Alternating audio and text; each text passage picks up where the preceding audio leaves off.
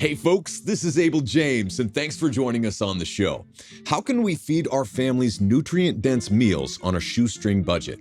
What are the hidden costs of cheap, ultra-processed foods? And what are the dangers of wiping out biodiverse ecosystems to make way for subsidized monocrops? And what should we do instead?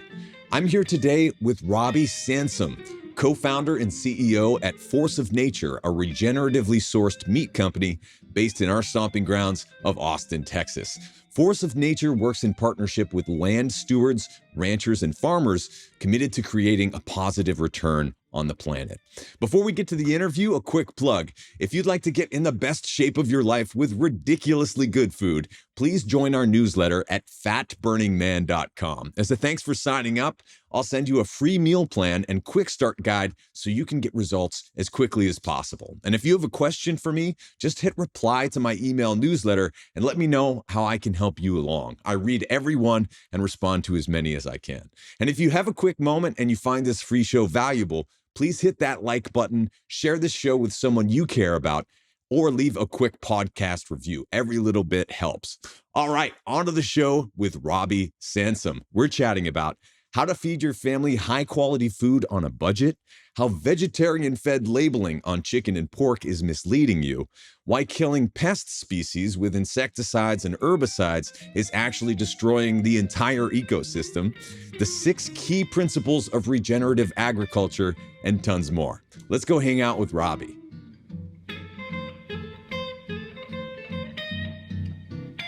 Welcome back, folks.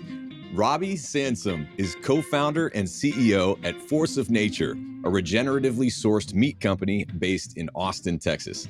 Force of Nature works in partnership with land stewards, ranchers, and farmers committed to creating a positive return on the planet. And fun fact, Robby is born and raised in Austin and also a land steward at Rome Ranch, where he owns regeneratively managed bison. Thanks so much for being here today, Robby. Hey, Abel, thanks a lot for having me. I'm excited to get into it with you. I'm stoked too. I mean, I really believe in what you do. Force of Nature meats as well are absolutely delicious. My wife and I have been enjoying them for a while now. So I'm stoked to talk to people who are doing it the right way. And thankfully, it seems like a lot of people are kind of getting the message that this can be a positive way forward for human health as well as the health of the planet. And I'd love to kind of start this off by talking about your career trajectory.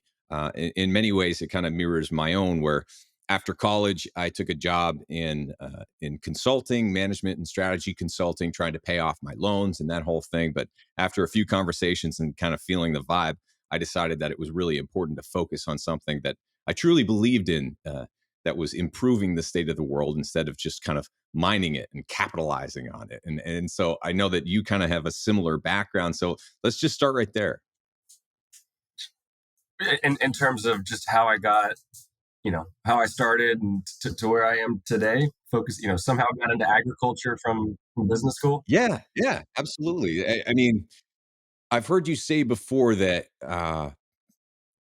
that basically a lot of the people who go through education and sometimes get advanced degrees are herded into consulting, investment banking, working for giant oil companies or whatever the case may be. And a lot of people just kind of accept that as fact. And after spending a few years or a few decades in that career path, they feel like they could never escape from it and do something that they truly believe in. And clearly you have made that change and created some pretty incredible projects and companies over the years. And hopefully that can inspire others to do the same. Yeah, I think that makes tons of sense. I appreciate the clarification, and I have to ask because I can talk and I'll get going, and so I don't want to rewind the clock too far back and take somebody down a path they didn't want to go down. But my going back to my education, I went to the University of Texas, and it's a highly ranked school in business, and I got an undergraduate degree and a graduate degree there, master's, and it's very common that to get recruited by these large consulting firms, and what a wonderful opportunity it is to be a cog in their machine and get worked to the bone and invest in this culture of ingraining in you this philosophy of the rat race. And I think you lose sight of, in that process, part of that youthful exuberance, maybe when you were a kid and you wanted to be a superhero or a sports player or whatever, this zeal for life. And you just shift that perspective into, these business pursuits that are sometimes, hollow or all about profit or wealth accumulation, or, not truly meaningful in serving a broader constituency. And, for me, that really weighed on me as I kept achieving new levels of success and advancing down that career path, and felt more distant from where I really wanted to be than closer to where I felt like my core and the essence of my being was most comfortable. And as I looked at making a change and what my alternatives might be, I was shocked to survey, dozens to hundreds of people and ask them for, learn about their perspective, learn about their experience, get guidance, and to hear so many people that were so disappointed and sad and frustrated and depressed even with their circumstances at all stages of life, and all careers and all industries.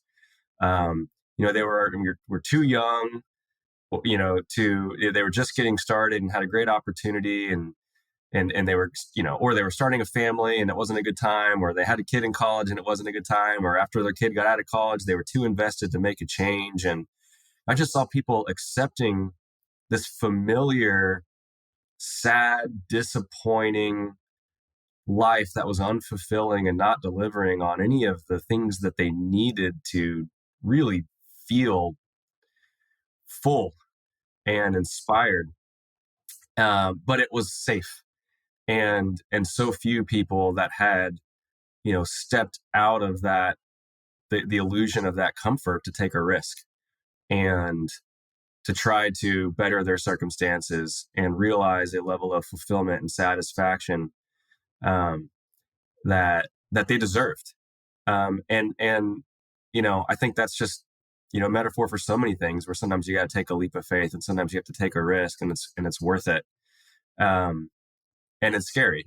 But that sort of courage, and self-confidence and willingness to be vulnerable and humble and rely on the support of others or a community, are the very things that I think shape and make us successful, however and whatever that may be that we're pursuing. So I hope somebody finds that inspiring, because the other thing that you may have heard me say is that it came to realize and appreciate that incredibly frustrating advice that people that are seemingly at some level of success that another may aspire to. They say, what advice do you have? And it's like, well, do what you love, and success follows.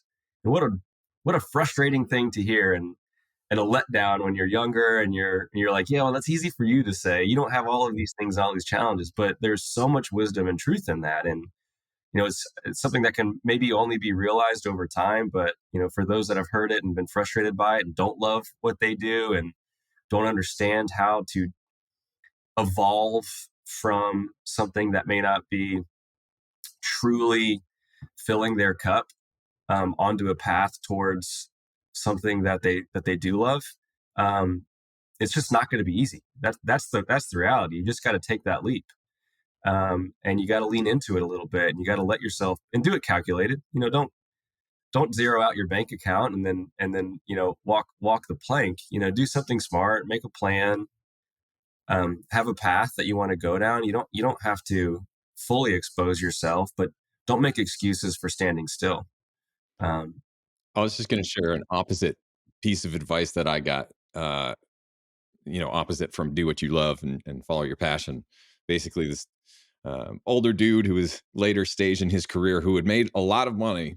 And I was kind of like wrestling, like what to do next when I was still working in consulting. And he's just like, well, you're supposed to hate your job. That's why they pay you to do it. And I'm like, I don't think that's right. There's an alternative to this. 100%. 100%. Yeah, I love that saying. Many a false step was made by standing still. So if you feel like the status quo is not right for you, the longer you stand still, the farther you are from, finding something that checks that box that you're looking for, and you deserve it. And I've heard you talk about work-life balance and that kind of concept, but shifting the focus from that into work-life congruency, where doing something that inspires you can actually spill into your own personal life, and then in your own personal life, doing things that kind of get you going there can spill over into mission-based work and making you better at improving the world through what you do in your day job, so to speak. So maybe you can just talk about that a little bit more. Yeah, I probably start that off usually by using a little more profane language and saying that I think work-life balance is bogus. We'll Yeah. make that we'll friendly it up a little bit. Not because I don't think your family and taking care of yourself should come first. It certainly should, but to set an expectation that you know that there's this opposing reality between work and life, and life being maybe your personal pursuits and passions. Um, I think you set yourself up to fail. I always think of scales, and this idea of balance is that one gives as the other takes, and vice versa. And what a horrible existence to feel like you are constantly being pulled apart by the two potentially most significant things in your life, especially where the thing that you're supposed to prioritize, which is yourself and your family, you get left less time to allocate towards.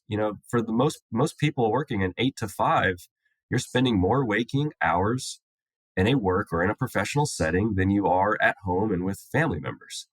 And if you're targeting a balance, I think that you're destined to fail. You're set up to lose. And like you said, that congruency, or that symbiosis between, like, how can you structure your life where what you do professionally fulfills you. It's maybe something that you would volunteer to do personally, that you would do for free, if you had the means or you had the ability to pay your bills. And what does that do for you when you're with your family? Does that make you a kinder, happier, more motivating, more supportive, more patient person? Or, does it wear you down and stretch you thin and make you short and bitter and frustrated and tired and angry and emotional and unbalanced? These are the sort of things where I feel like there's massive overlap and opportunity to allow yourself the grace to pursue something that in both facets of life, and dedicate yourself and create goals and priorities that allow you to grow as one single human living your best life, recognizing that there is a part of that life where you have to, you know, earn the resources and develop yourself in such a way that you can fuel your dreams. Another part of your life where you have to, you spend time and dedicate that resource to nurturing relationships. And you could call that family, and you could call it friends, you could call it professional relationships, but whatever it is, I don't think that you should try to live two lives and find balance between those. I think if you're doing that, you're unquestionably going to go through periods of failure.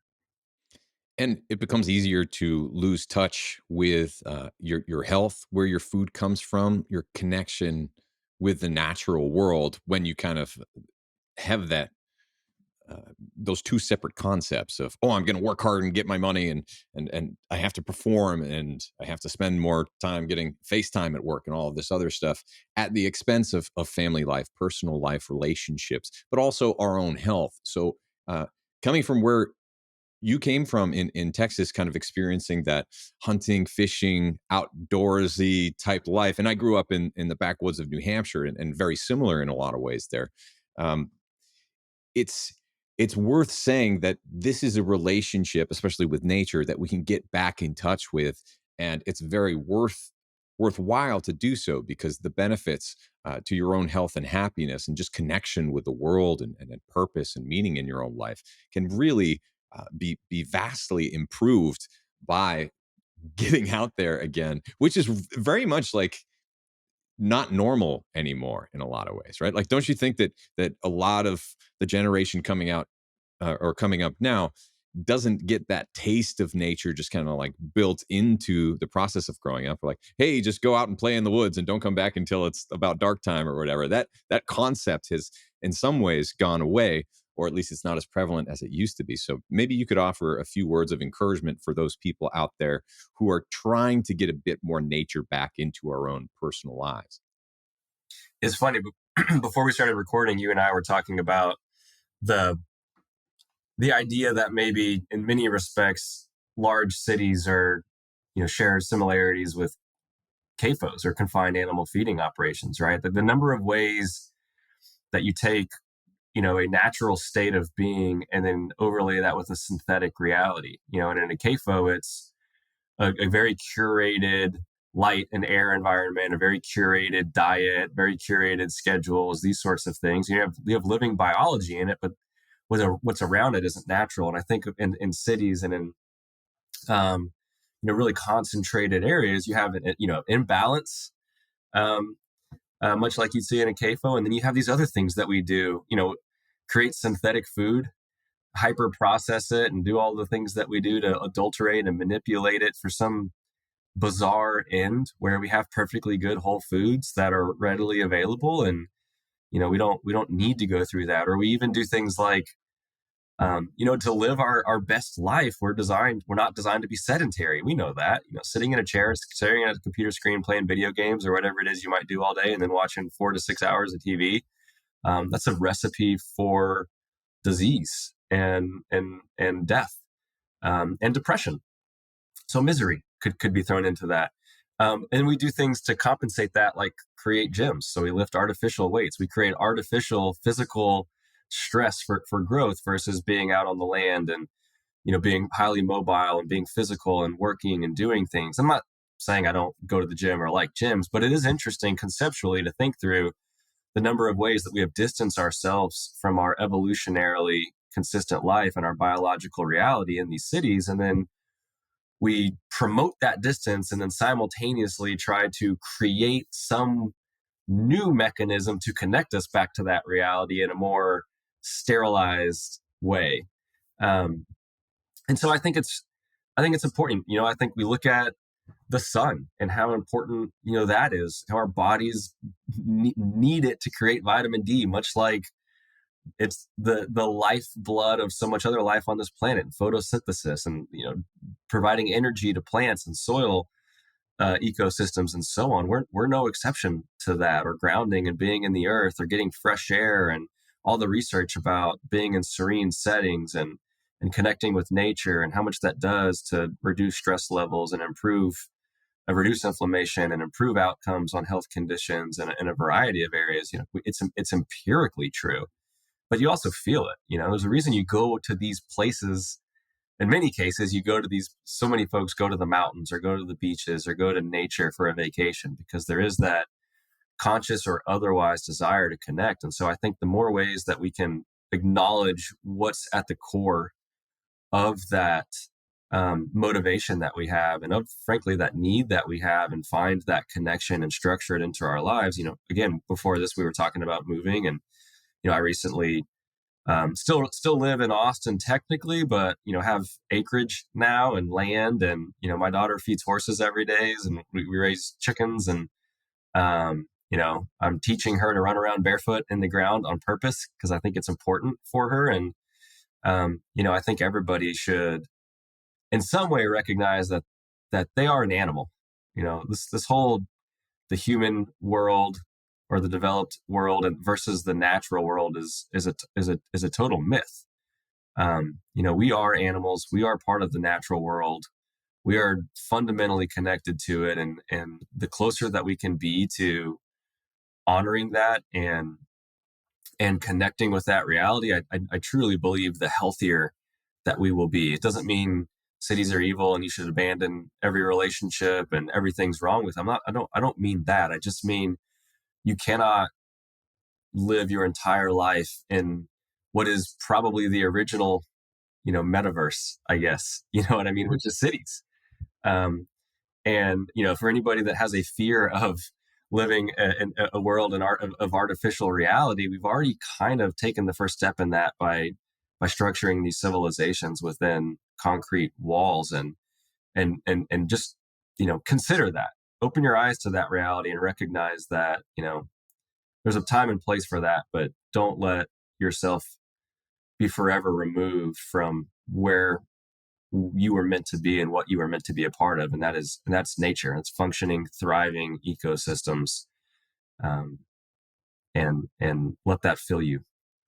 And the reality is, unfortunately, that it's not quite so simple as just rewilding our environment, because some of the changes that have been made are at least somewhat permanent or longer term, like damming up all the rivers, fencing off all of uh, the ruminant animals that would be traversing the land, going back and forth seasonally, getting rid of the predators and that sort of thing. And so maybe you can talk next about regenerative agriculture has kind of become a buzzword and a hot topic, and is, of course, being greenwashed at this point. So maybe you can talk about that, and then transfer into speaking a bit more about what it actually means and some of the core principles there. Yeah,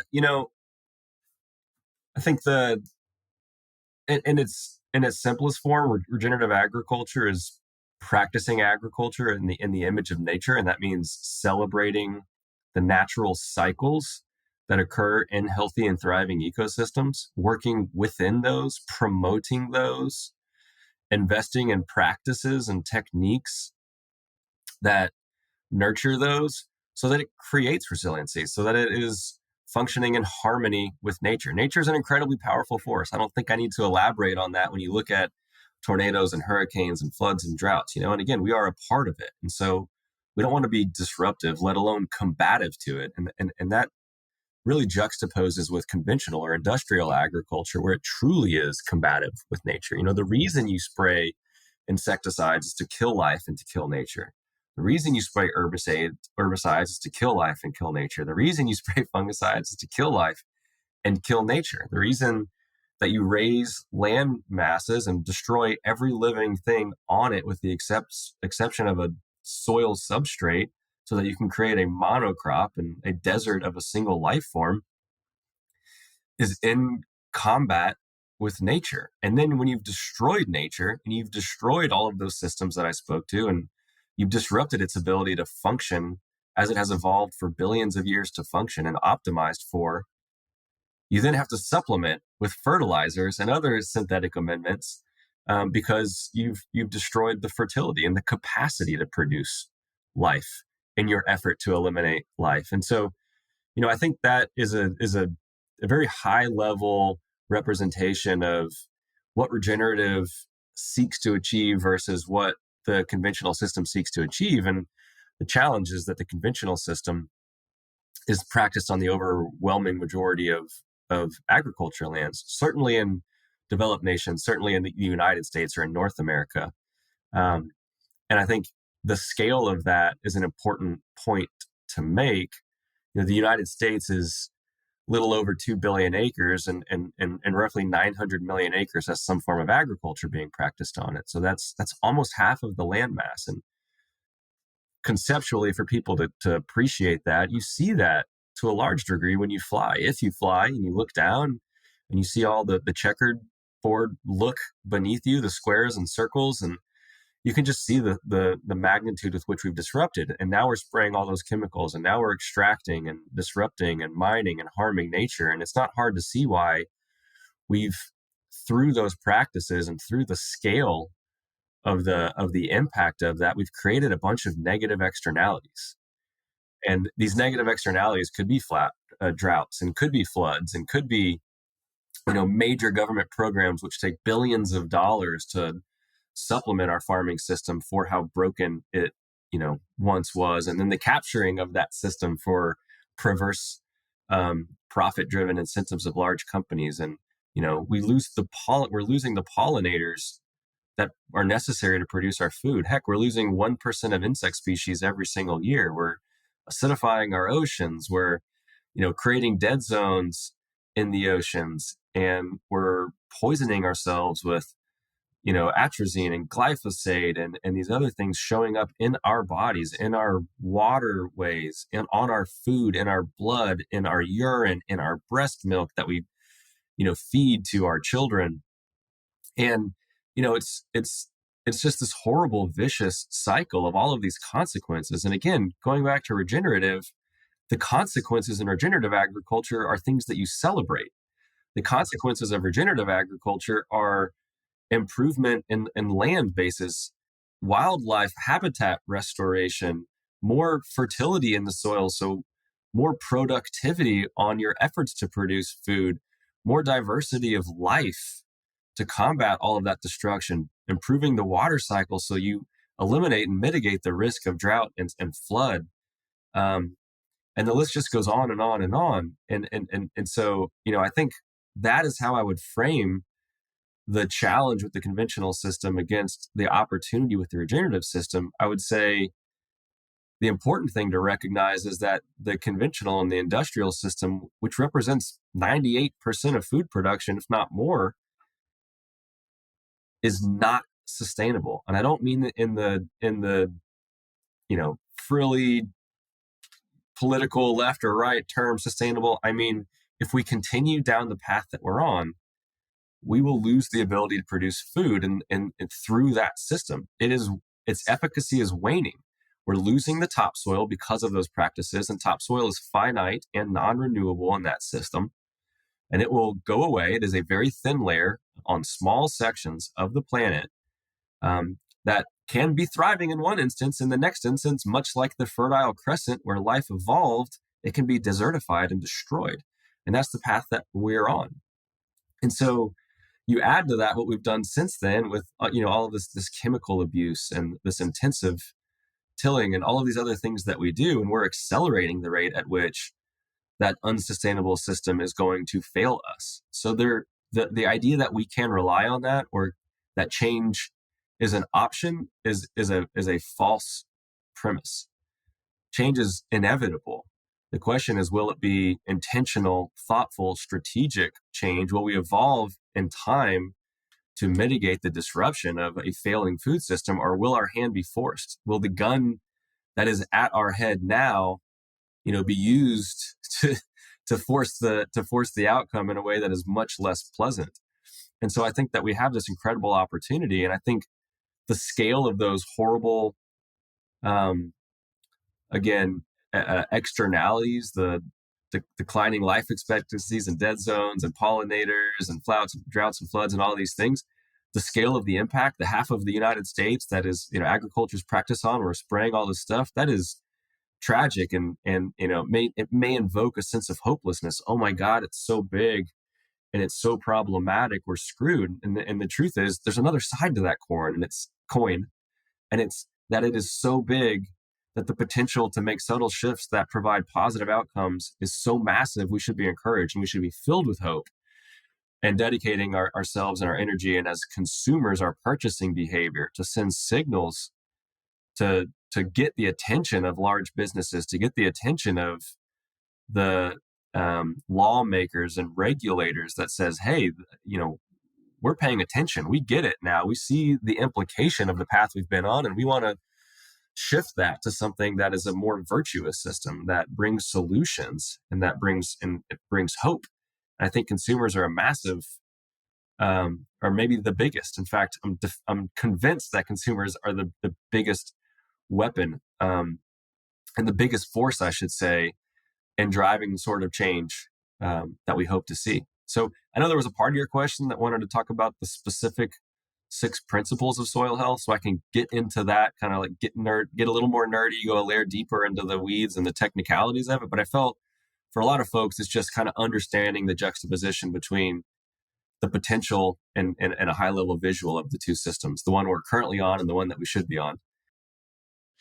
Yeah, maybe we'll talk about this quickly first, because I've heard you say as well that like plant agriculture shouldn't get a free pass, nor should animal agriculture. But a lot of people, especially recently, and you see in the media or on social media, embracing a plant-based lifestyle.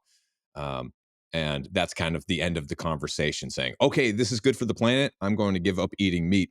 Not quite so simple. especially when you talk about monocrop agriculture, spraying, tilling, and all of the implications there. So maybe you can just talk a little bit about that. Then we can shift gears and talk about those 6 core principles. Yeah, and so much of what I just pointed out and leveraged as an example is plant-based agriculture. And largely, the biggest challenge with animal-based agriculture is where it relies on plant-based agriculture for feed. And so, yes, I think there is this perpetuated myth and narrative that, oh, if it's plant-based, it must be better. And that's not true. I think the worst example of plant-based agriculture is far worse than what you normally see in an animal agriculture system. But that doesn't mean I'm forgiving the shortcomings of these confined animal operations, like I've explained, and putting animals in environments that aren't healthy for them or aren't ethically appropriate, and don't allow them to fulfill their potential or live their evolutionary desires and biological preferences. I mean, I think there's important things that these animals do in nature, and we should let them do those important things. It turns out it's good for them, it's good for the land, and it's good for us. But this idea that, it's like, there's an example I give on this myth of plant-based being better and the free pass that it gets. They've even begun to market and advertise chicken and pork as, air quotes here, vegetarian fed, as if that is a positive thing. And the reality is, those are monogastric animals. They're single stomach animals that are omnivores.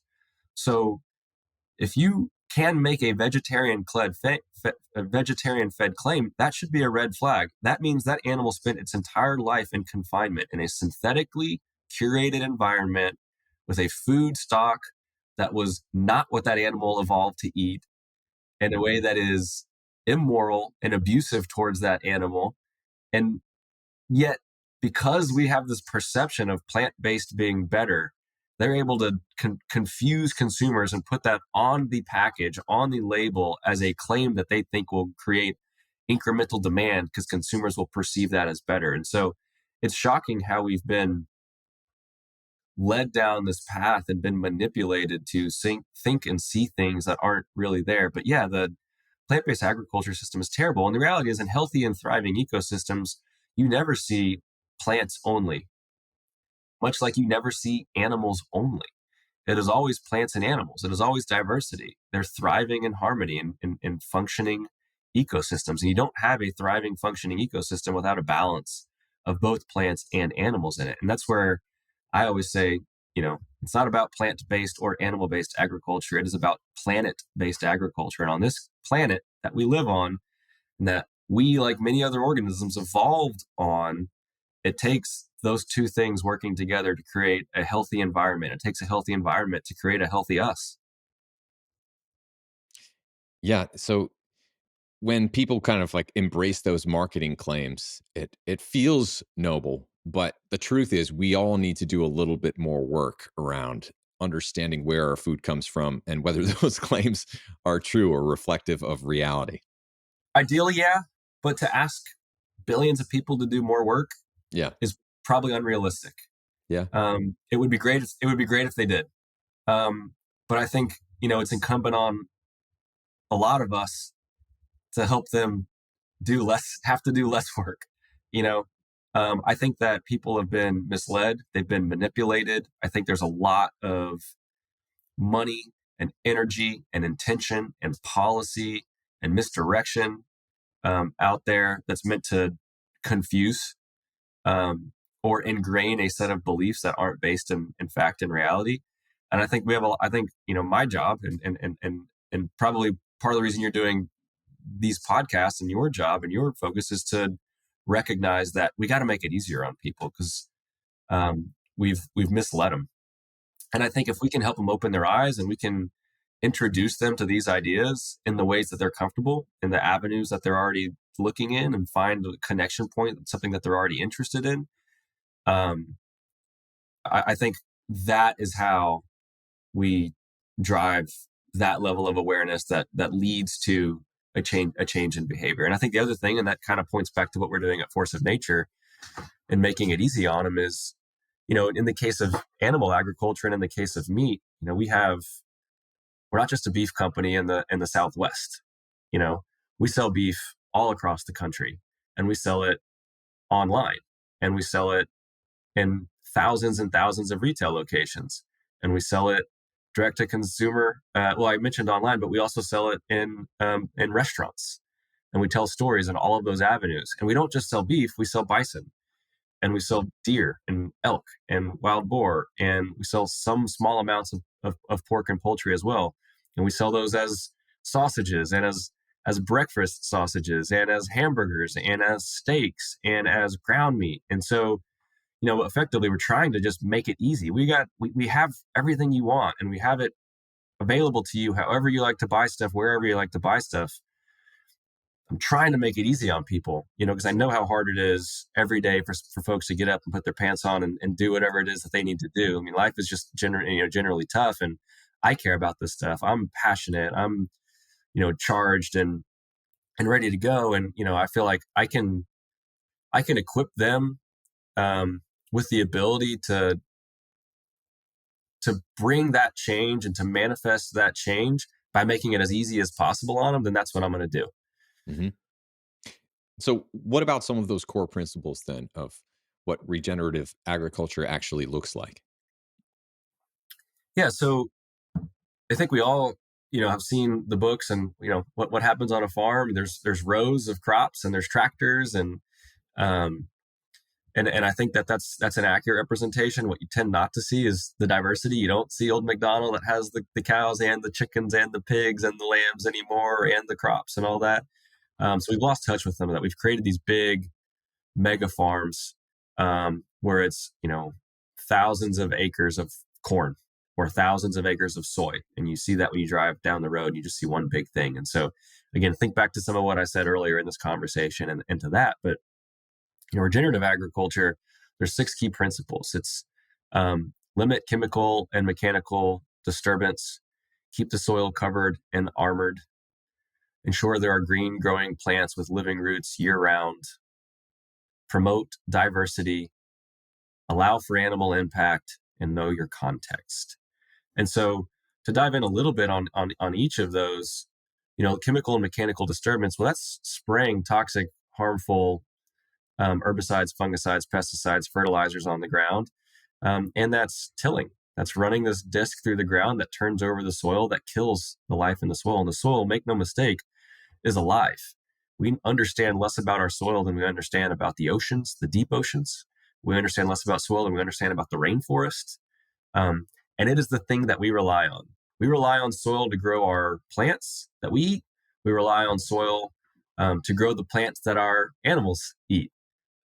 So we depend on that for life. Without soil, we don't exist. And most life on this planet doesn't exist. And so we cannot just absolutely destroy that ecosystem with chemicals and mechanical disturbance like tillage. The idea of armoring the soil or keeping it covered, as you have seen probably in driving down the road, we tend to leave massive areas of land. Again, in the United States alone, hundreds of millions of acres of land totally bare for large parts of the year. That does a lot of things, starting with releasing carbon. It oxidizes carbon into the atmosphere. It's one of the largest. That tilling, combined with that leaving the soil bare to oxidize, has contributed upwards of 40% of the legacy load of greenhouse gas emissions in the atmosphere. So you hear about the legacy load of carbon and climate change and all of these sorts of things. A lot of that comes from plant-based agriculture, from running a tractor and tilling the ground and releasing that carbon. Again, we're carbon-based life. So when you till the ground, you kill the life. When the life dies, it releases the carbon into the atmosphere. It also allows that soil that is exposed to either get really hot or really cold. You can put a thermometer in the ground, and certainly where we're at, in Texas in the summer, and you can measure temperatures in the soil upwards of 140 or 150 degrees. That's beyond the threshold that kills pathogens in your food, and that will kill the microbiology, the rhizosphere, the complex web of life needed to promote life above the soil. much like it can cause it to get really cold and freeze. It exposes it to erosion, wind and rain erosion, which again, we lose topsoil. If we lose topsoil, we lose the ability to produce food. And it exposes it to compaction, where the rain falls and hits the earth so hard it forms a crust. And then all of a sudden the water can no longer infiltrate and it runs off. It takes soil with it, but now you have a large area of land that should be absorbing water like a sponge and holding it, instead causing water to run off, and it doesn't have water in there. Now it doesn't have the water like a sponge it needs to last. And further, land holding water is a huge percentage of our precipitation, meaning your small weather patterns, the dew that you see on the ground, the light rain that you get more frequently than these huge systems that move through and create thunderstorms. Largely that comes from the land itself, in the spot itself. And if that water is run off and it's not being held there, then it can't cycle there. And so we promote drought and we promote floods. That next principle, living plants and or green growing plants and living roots year round. Again, if we're not tilling, we need to leave something there. Even what people would historically or typically call weeds are there for a reason. In fact, that's nature's response to harm. That's nature's beginning to heal itself by putting life back on the land. Every green growing plant is performing photosynthesis. Or if it's a legume or a clover or some other nitrogen fixing plant, it's taking the 78% of the atmosphere that is nitrogen and converting that into nitrogen in the soil, eliminating the need to spray nitrogen fertilizer and saving hundreds of dollars per acre on those feeds. So you're drawing down carbon, you're drawing down nitrogen, you're through having a plant there, you're protecting and armoring the soil. And again, that carbon drawdown, that's photosynthesis, right? CO2 in, the plant releases oxygen, which we breathe. Carbon's held back, that's in the form of the plant, and it's also released into the soil and it feeds. That is that's the energy exchange and the nutrient exchange that connects the energy of the sun and the atmosphere and what's going and the life above the ground with the life below the ground. That's how the life below the ground is fueled. That's the currency of all life below the ground that happens through the root of a plant and that exchange that takes place because we haven't tilled or sprayed and killed everything there. Diversity is the next principle we talked about. Diversity is balance. Diversity is harmony. For every undesirable pest species, there are thousands of desirable pest species, many of which will prey on that undesirable. When we try to unselectively eliminate all pests or insects, we eliminate all the desirable ones, all the ones that are helpful, and we create a vacuum, and that void creates the opportunity for a plague or an overcorrection by nature. In many cases, there's research that shows that spraying insecticides, for example, creates more pests for that very reason. And diversity includes plants, and diversity includes animals and mammals and amphibians, and on and on and on. So we need diversity so that, again, an ecosystem can be thriving, so that when an ecosystem is thriving, it's at its potential and it's creating the most nourishing food for us in our food production system. So that's diversity, including the fifth principle, animal impact. Again, we've painted the picture of bison roaming from Mexico to Canada, compacting all that organic matter, all that growing, those plants, compacting them down to the surface of the soil so they can decay, so they can feed the microbiome, offering fertilizer in the form of their when they defecate and water when they urinate in times of drought and arid areas. So many keystone ecosystem services that they perform by being on the land, they are necessary. They evolved, again, symbiotically over millions of years to rely on one another. When you remove the keystone species, you remove the ruminant, you harm the land system, and so many other animals to be included. When you bring ruminants back into systems that have been conventionally farmed, and you bring birds back and you start to bring other things back. And so, you need to have the impact of animals in our food production systems. And fortunately for us, having plants growing creates food, just like having animals in those food systems creates food. And by the way, again, we're animals. So it's not unnatural for us to eat either of those things. That is this land was always designed, and we were always designed to be a part of and to live off of it. It takes life to sustain life. One day, the soil, we will become soil because those microbes will ingest us. The plants will ingest those, and herbivore will ingest that, and then a carnivore will ingest that. Just like we eat plants that were alive and eat animals that were alive. It takes life to sustain life, and the natural cycle is life, death, decay, and new life. And that final principle is know your context. And again, I think that's just, we have this domination mindset around our lands. It is, I'm going to take something and I'm going to squeeze what I want out of it. I'm not going to look at it. I'm not going to consider what it's optimized for, what may be most suited, what it needs, and then therefore how I can work with it to find something in return. We just dominate and we say, fuck it, it's corn. That's what we're doing, or soy or whatever else the farm bill is going to pay us to overproduce so that we can sell at a cost that is less than the cost of production. And then we can put it into every box in the store and design animals and selectively breed them to optimize for that type of feed, and then create, promote and perpetuate this system. But the context is, as a farmer, as a rancher, if you're practicing regenerative agriculture, understand the land, understand the geography, understand the weather and the reality, and make sure that you're working within that and not trying to dominate it or will an alternative to the desire, but work with it and find that there's humans have lived in through the ice age and up far north areas and far south and around the equator. There's always something that we can sustain ourselves on, and it can thrive on, and we can promote and harmonize with. It also includes resources. You may have an abundance of water. You may have an abundance of children and human resources. You may have an abundance of capital. And so understanding your context, that, what you read that famous regenerative farmer do in a book may not be suited for you.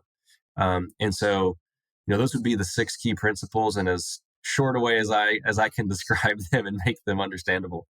Yeah, that was awesome. Let's quickly talk as well about the economics of feeding yourself from this system versus other systems. I've heard you talk about before, it's cheaper than you think to nourish yourself. And if you're looking at regenerative grass-fed meat, it's somewhere around 55 cents an ounce for beef, where you look at Ruffles potato chips, which are largely considered a cheap food, and you're looking at $1.10 per ounce, double the cost.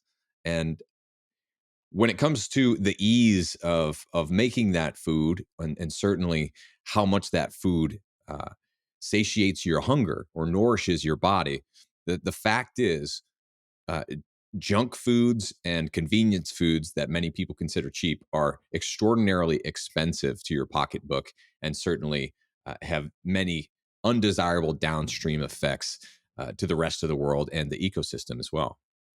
Yeah, well, you've obviously listened to a few of the things I've said, because you're like, these are the things I love to pound my drum on and preach about. Yeah, I think again, in the many ways that we've been told something and then had it ingrained in us, where we just accept it without challenging it or thinking critically about it, we've been told that healthy food is expensive. And I think you touched on a few key things I like to speak about to shift or create awareness and shift perspective. But I think for one thing you touched on was the fact that much of the cheap food that we see is not really representing the true cost of that food, right? I just said a moment ago that we have a farm bill that taxpayers pay for, which subsidizes corn and soy, which go into so much food, that ends up making people sick. But it's so cheap, it's sold less than the cost of production, so it economically props up the opportunity for these companies to offer food at a price that's below what it really should cost.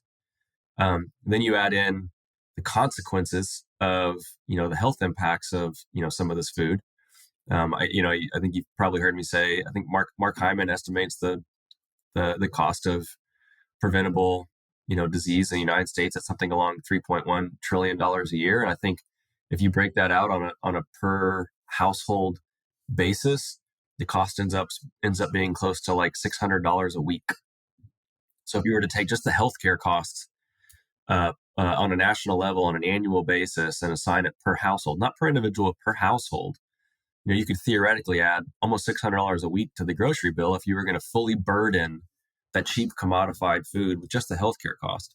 That doesn't include the fact that we're losing the ability to produce food. So we're causing food security and food sovereignty issues. That doesn't include the loss of wildlife and the ecosystem impacts and climate impacts and natural disasters. It's not all of those costs. That's just the health cost. So, I think if you look at the true cost of food, you can make a strong argument that the, regeneratively produced food is fully burdened. And it gets it's not propped up by anything. And its externalities, remember, it should be celebrated. It's all right there on the sticker. So much commodified and cheap food, the sticker price is a mirage, and the real price is dramatically higher. So I think from that perspective, you could easily construct the argument that regenerative food is less expensive. But at the end of the day, it's still got a higher sticker price, and it's going to be hard to reach everybody. And folks, again, like I said, are trying to do the best they can. And so I think that added perspective that you noted, like, okay, well, fine, this meat is more expensive than cheap meat. The other thing that cheap meat has been impacted by is that pursuit of cheapness at the expense of all else. So there have been compromises along the way, and those compromises aren't just to welfare. There are compromises that have been made for those moral issues as well as social issues. The demise of rural America, the plight of the farmer, the suffering of the people who produce our food. There are so many other similar compromises that were made in cheapening of that food. So we have exchanged value for cheapness. So what I mean by that is so many people will pay a little bit more money for something that they perceive has a little bit more value. And I think that, we should find that balance between value and cheapness and offer something that is valuable but affordable, because it can be valuable and affordable. And I think regenerative food is both valuable and affordable. I think commodity food is just cheap, and it has on the shelf, but it's massively expensive and it is not valuable. So I think you're getting screwed when you're buying that stuff. And then again, even taking those last 2 points aside and pointing out that, okay, fine, if we're gonna say that my beef at Force of Nature at 55 cents an ounce, or maybe let's just say we had inflation and now it's 75 cents an ounce. I don't even know if that's accurate. You go, like you said, you go to the aisle where they put the cheap stuff right in front of the checkout stand, the stuff that's so cheap that you wanna buy it, that they can convince you to buy it because it doesn't cost hardly anything, and it could be an impulse buy. All the candy bars, the Hershey bars. This meat is cheaper than a Hershey bar. I think a Hershey bar is over $1 an ounce. And it will give you all of the macronutrients that you need and the micronutrients that you need. Again, the commodity food won't give you all the micronutrients or the phytochemicals, right? It's homogenized. It isn't even bringing all of the nutritional value that its counterpart in a regeneratively produced item would. So that's part of that value exchange. Much like eating Ruffles or eating candy bars will cause you to become obese and diabetic and harm you and so much else, eating that meat will feed your family and nourish you and promote wellness in your life. And then juxtapose it with, paying $4 or $5 for a bottle of water, or $7 for a coffee, or however much we pay for wine and scotch and olive oil and vinegar. There's so many things that we pay at outrageous sums of money. I mean, I think, upwards of $15 to $20 a pound for almonds. And you see a brick of meat for $9.99, and it's like, oh my gosh, that's expensive. It's like, oh my gosh, no, it's not. It's the most affordable thing. It's the most approachable. It's the most reasonable deal that you can possibly get. It give you everything you need. And then I think the last thing I'll say on that subject is the idea that sure, it's fine. It's you on a per ounce basis, but it's still, you still got to buy the whole thing, and it's still not equitable and accessible, and it's probably food just for the elite or the wealthy. And we did an example where and this is what I do regularly. I take a brick of our ancestral blend beef because it has the organs, or a small portion of organs, so it tastes great. My 20-month-old daughter loves it, and she doesn't know she's eating livers and hearts along with a bunch of really good collagen and meat that tastes like every other brick of ground meat out there.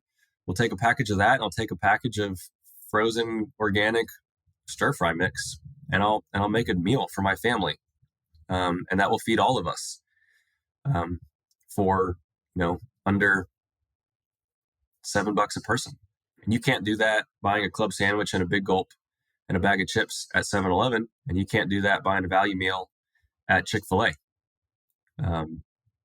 So, I think by every measure, it's dramatically more cost effective, than most people realize. Um, I'll stop there. And the amount that it fills you up is so fundamentally different than what you'd get if you go to Subway or you go to some fast food place, or even if you just get prepared foods from the grocery store. Especially when you're talking about the ancestral blends, which I'm a huge fan of, and most people would probably think that it would taste bizarre, but I quite like it, and especially it tastes a heck of a lot better than eating like just a beef heart from the farmer's market, or certainly just liver or kidney or something like that. And when you dose it out in that smaller amount, which largely is what your body needs, is a small amount of all the different organs as opposed to eating just one of them. It's a fantastic way to get your nutrition on in a way that I think tastes great. Yeah, it turns out when you're actually nourishing your body, it becomes satiated. And when you're filling it with empty, toxic calories, it remains hungry and wants more. And again, so going back to the cost, which is more cost effective to never stop eating, bags of Doritos, or to have a meal and have that last you. But yeah, the ancestral blends are my favorite as well, and they're one of our most popular products. And I think so many people are faced with the idea of eating a ground meat that has some organs blended in, and you should understand that that product was designed for you, so that you wouldn't have to face your fear of maybe a palate that is turned off by eating organs of any kind, whether it be hearts or livers or otherwise, but instead to say, hey, we're going to give you the benefit of eating those without having you confront that challenge of eating them, because you don't taste them that they're in there. And that was part of the original concept and design of those products, was me effectively feeding them to my nieces and nephews against their knowledge, and just saying, hey, we're going to have hamburgers. Oh, I don't have anything to really put with them, so we're just going to eat like a hamburger steak.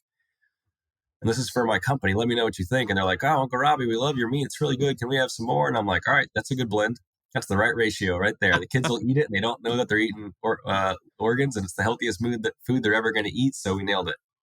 You did nail it, because I've tried a lot of ancestral blend equivalents, where the organ meats are mixed in with the grass-fed and grass-fed finished meats from, whether it's a farmer's market, a local rancher in Tennessee where we've lived, or Colorado, or Texas, or anywhere else. And I would say that yours are pretty much as good as it gets. Really tasty, and sometimes those blends can be a little bit off-putting depending on how much kidney is in there or what have you. Sometimes the liver is a little overpowering, but yeah, you did totally nail it, and I can't believe it, but we're just about out of time. So, Robby, what is the best place for people to find Force of Nature meats and anything that's coming next? Yeah, as I mentioned, you can go to our website, forceofnature.com. We have a shop page, and you're going to find a really large selections of things available there. I know ordering meat online and having it delivered, and ordering it in bulk, because you got to buy a lot of it to really justify the expense of that, may not be for everybody, but we're available all across the country. Wherever you are, we're probably available in retail near you with some set of products. And so, hopefully we're at your favorite grocery store, and if not, we should be. And you can let them know that you want us there. We have a store locator on our website, and then in food service, there's a growing number of restaurants that are offering us. We started in food service, and then we got our butts kicked during COVID when all the restaurants shut down. But we're building that back up, and all over the South and Southwest, and restaurant chains like Hop Dottie and True Foods Kitchen and others. You can find products that sell Force of Nature. And again, I'd love your support. If you want to buy our products and you believe in this message, great. But if not, and you still have questions, you're not sure, don't just follow us. You can go to our website, sign up for our email, go to Instagram, follow us on at forceofnaturemeats.com. We're here for you. We're here for farmers. We're here for the people that have been taken advantage of and are in a losing fight right now, and are victims of our current food system. So we'd love to connect you to something that you care about, even if you don't buy from us. And if you buy from, somebody practicing regenerative at your local farmer's market, don't stop. Or if you hunt and you fill your own freezer, keep doing that for sure. Don't stop, but if you find yourself out, or you have a friend or somebody else doesn't have that same access, we're going to be there for you, and we're going to try to make it easy wherever you are. Awesome. Robby, thank you so much for coming on the show. Let's do it again sometime. Absolutely. Thanks a lot, Abel. I appreciate it.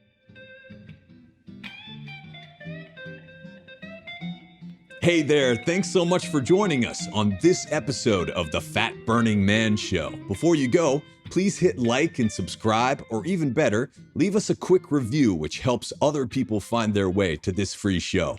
We've recorded over 400 episodes of this award-winning show over the past decade and change, and you can watch every single episode for free at fatburningman.com. So if you can think of a friend or a family member who might enjoy and benefit from our work, please take a quick second to share it with someone you care about. Thank you so much for all of your reviews, comments, likes, emails, and the kind words you send our way. We couldn't do any of this without you. Now, a quick disclaimer. The Fat Burning Man Show provides general information and discussions about health and related subjects, and is not intended as medical advice, nor is the information a substitute for professional medical expertise, diagnosis, or treatment. If you or any other person has a medical concern, I wholeheartedly encourage you to consult with your healthcare provider. Now, before I sign off, don't forget to join our newsletter at fatburningman.com. When you sign up with your email, I'll send you a wild quick start guide along with a few of our ridiculously tasty recipes. This is Abel James signing off. Thanks so much for listening, and have a great week.